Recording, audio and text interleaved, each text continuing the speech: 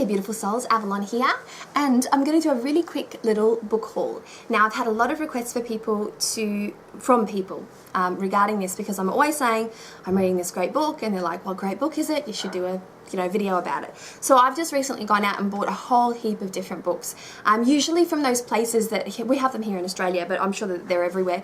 But every now and then they just, these big book sale things pop up in the center of the shopping center where the books are like dirt cheap.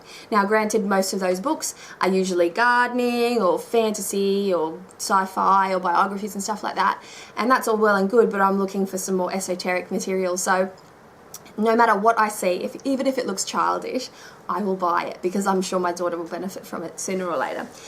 So I've been buying up a few books, and I'm always really conflicted too, because I have a lot of stuff on Kindle as well, and I get so conflicted when I buy stuff on Kindle. I feel morally like I'm wronging in some way. Like it's impossible to explain, but I don't feel like when I buy something on Kindle, I don't feel like I'm a conscious consumer and that my money is going to a very good source. I feel like I'm feeding a beast or a conglomerate of greedy people. I don't know. I have funny thoughts about that, and I try to be as conscientious a consumer as I can, but unfortunately Kindle's really tempting. It's like drugs, and they're really cheap, and sometimes I can't find what I want locally, so I'll get it on Kindle because I have a super impatient personality.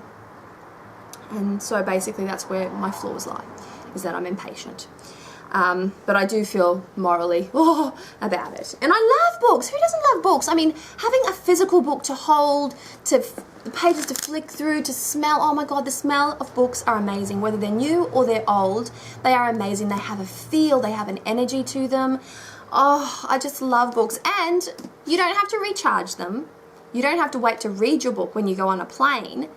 And that's something that I absolutely love. I always take a book with me on a plane, and I look around at everyone waiting to use their electronic devices when the captain says so, and I'm straight into it. I could climb those stairs reading my damn book. I'm so much more benefited from the hard copies. So I do love books, and I do buy them every chance that I get, especially if I see them on sale. Like, it's very rare that I actually spend really big money on a book, because I do believe that, there's be reasonable about the pricing as well. So, books are important. Anyways, so I thought I'd do this quick book haul, but before I do that, I just wanted to say really quickly that due to a huge number of requests and questions and stuff like that from various platforms, I'm talking my Avalon's Apothecary Facebook page, my Elemental Witch Facebook page, my YouTube channel, and I've been getting an increasingly large number of questions and queries.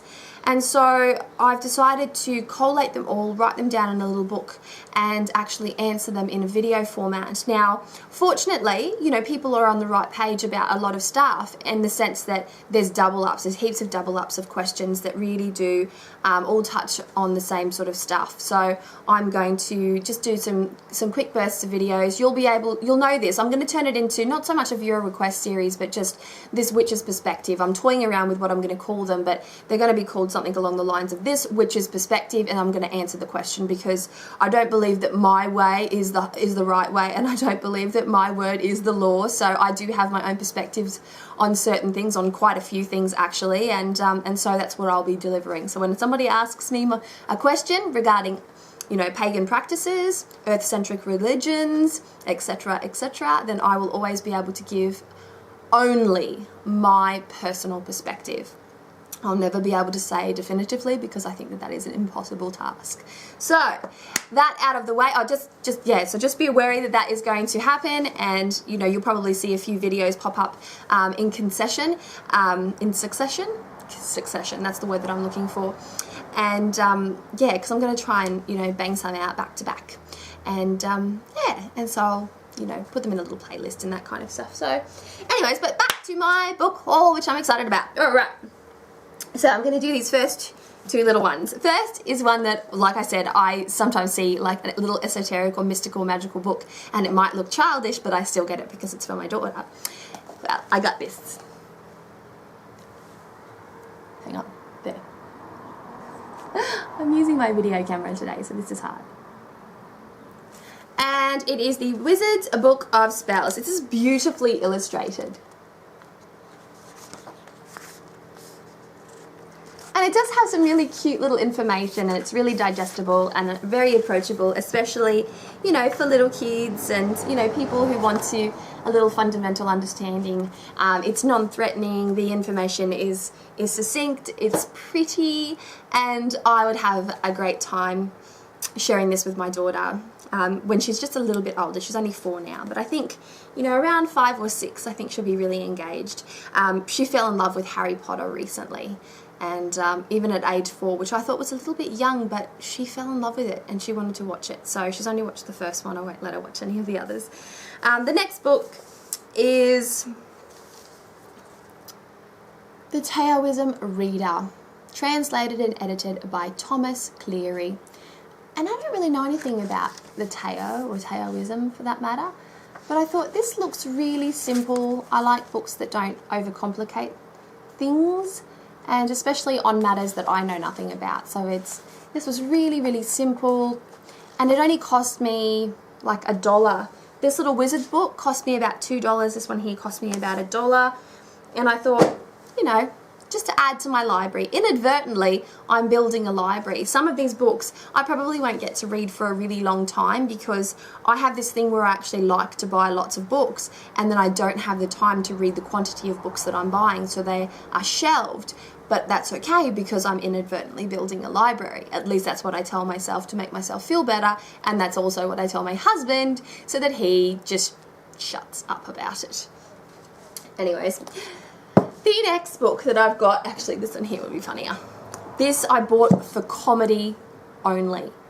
Comedy only, because this is ridiculous. This is a ridiculous book. But I tell you what, doomsdayists and conspiracy theorists would just salivate over this bad boy, and it is called The Encyclopedia of Paranoia. This is it. It has the most ridiculous things listed in it. I mean, it's laughable. It is laughable. I can't. Fruits, whole. This is something to be paranoid about. Apparently whole fruits is something to be paranoid about.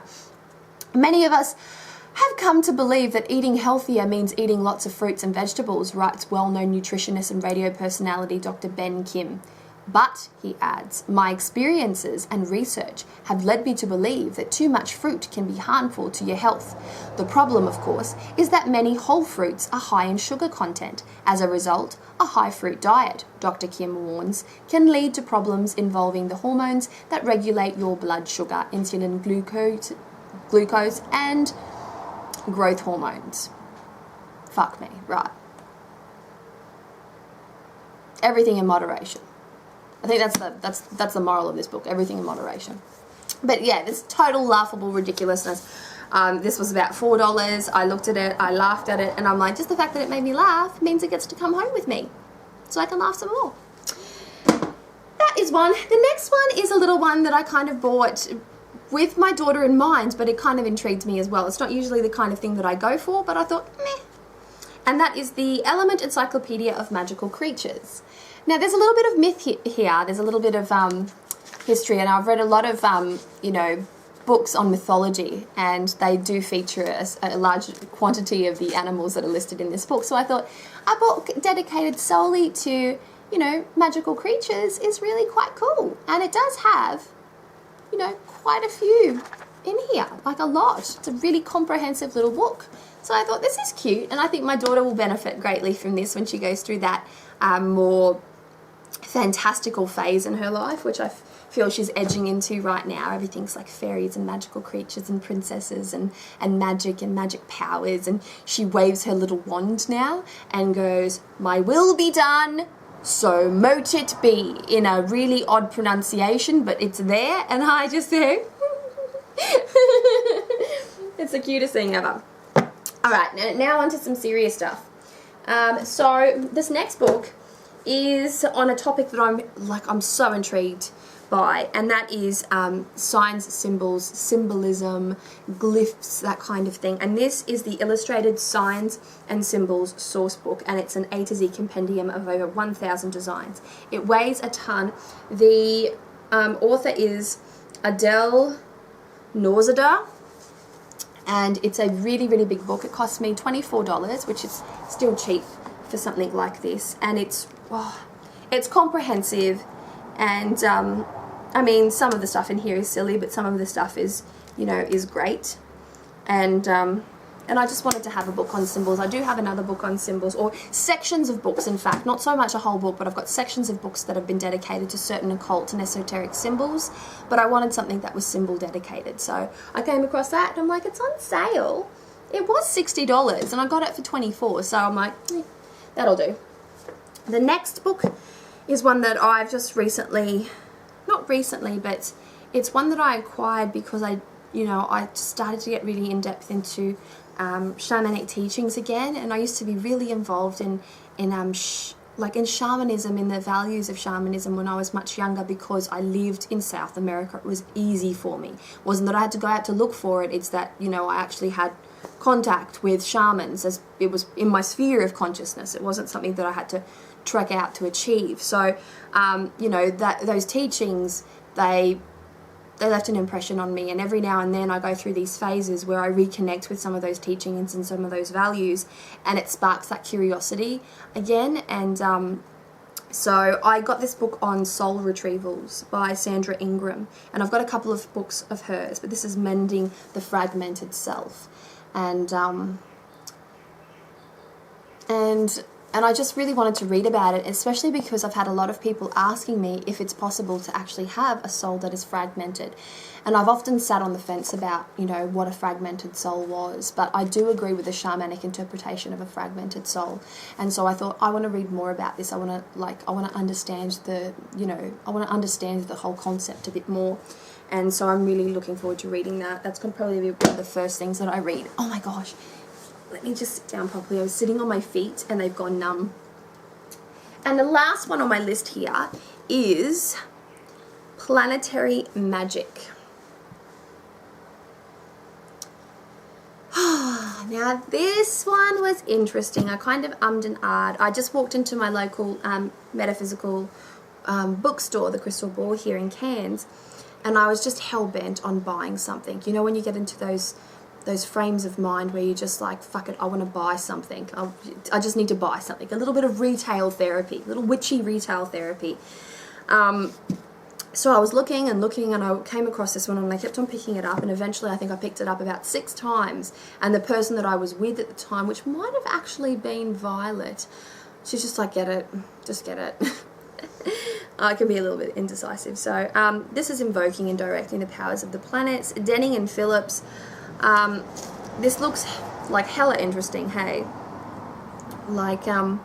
I'm not hugely into astrology, although I'd like to understand it more. I don't think I'll ever be an astrologer or have the passion that requires an astrologer to possess, I guess. But I am interested in the concept and the process of astrology. I'd like to understand it a little bit more. I'd like to understand the functions of the planets in a deeper sort of sense, rather than just reading really superficial information about it. So I think this one will actually help me to achieve that. And it looks hella interesting. So how can you just go past that? There's a lot of stuff here that looks a little bit Enochian in a way, but I'm not really into high magic.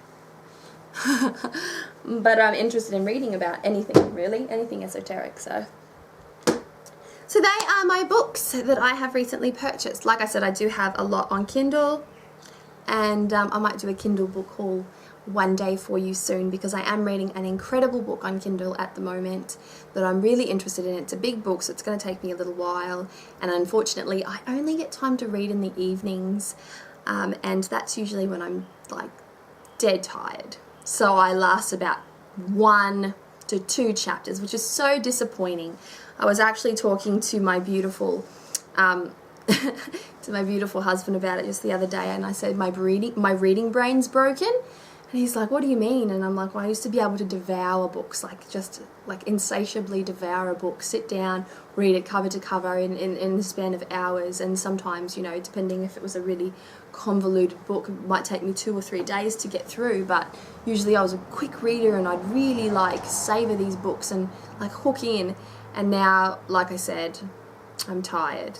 and I read a chapter or 2 chapters, and that is basically my grand accomplishment in, as far as the reading world goes these days. And that's what being a mum and having children does to you. But all stuff aside, yeah, get into some books, get into some reading.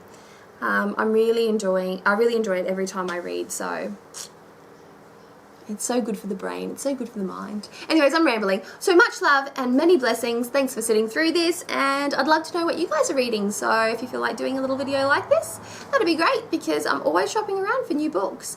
And I love Book Depository, so that's a really good place to get some really, really cheap books. And yay! Alright then, much love for this.